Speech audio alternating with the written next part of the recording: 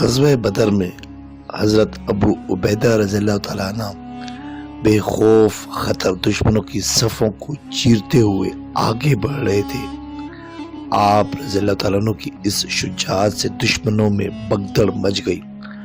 آپ میدان جنگ میں اس طرح پھپھرے ہوئے چکر لگا رہے تھے جیسے موت کا کوئی ڈر ہی نہ ہو۔ آپ رضی اللہ تعالیٰ عنہ کا یہ انداز دیکھ کر قریش کے شاہ سوار گھبرا گئے۔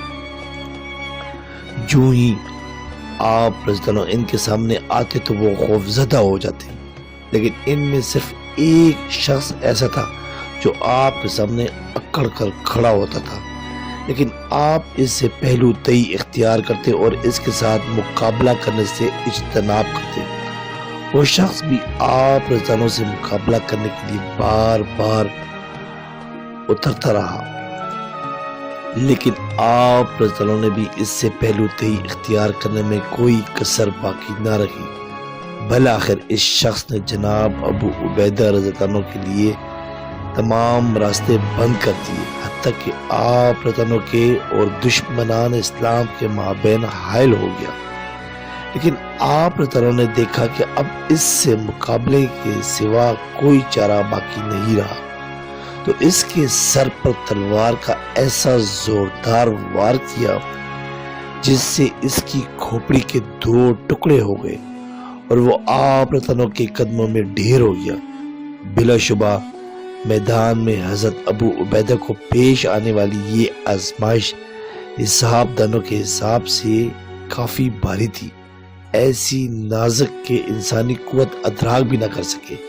جب آپ کو معلوم ہوگا کہ یہ لاش تو جناب ابو عبیدہ رضی اللہ عنہ کے والد عبداللہ بن جراح کی تھی تو آپ انش بدنہ ہو رہ جائیں گے۔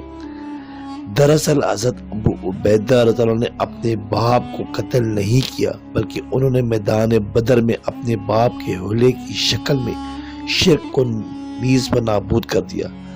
آپ رضی اللہ عنہ کا یہ اقدام اللہ سبحانہ و تعالیٰ کو اتنا پسند آیا کہ آپ کی شان میں درذیل آیت نازل کر دی۔